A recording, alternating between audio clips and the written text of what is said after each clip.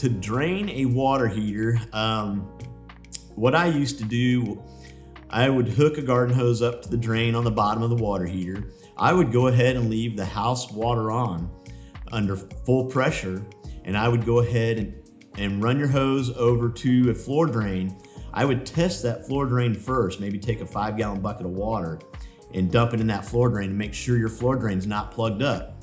If you open the drain valve in the water heater and you start draining it and your floor drain's plugged up, then you've got another problem. So I would hook up the garden hose, run it to the floor drain, leave the water onto the house so it's under full pressure, open up the drain on the water heater, and let that pressure push all the scale and everything at the bottom of the water heater. Let that pressure push that stuff out of the way, because it will plug up the drain on the bottom of the water heater. Once it looks like all that scale and stuff's out of the way and you got good flow, then you can shut the water off to the house. You can also shut it off above the water heater itself, but you can have problems. It can drain back through the hot side if you're not careful. So I would just shut the water off to the whole house.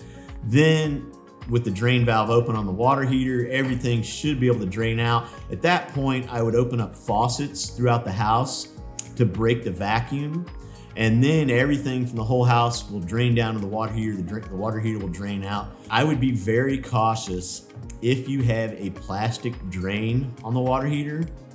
Over time, the heat will make that plastic brittle, and I have seen those drains break off, and now you cannot control what is coming out of the water heater. So be very careful if it's an old drain valve when you're putting the garden hose on.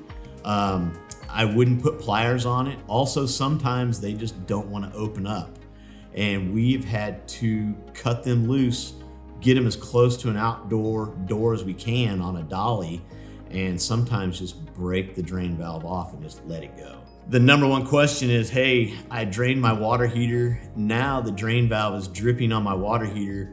How do I get it to stop? Well, you can replace the drain valve, which required draining the water heater down, or you can go get a brass hose cap and put it on the drain to stop the drip. The manufacturers do recommend draining it once a year. You can do that, just be prepared. You might have a drip when you're done. You can actually damage a water heater if you light it up, and let's just say it kicks on and it's empty. You will crack it and you'll damage your water heater. So you definitely want to turn off the burner before you start draining anything down. Electric water heaters, turn the breaker off.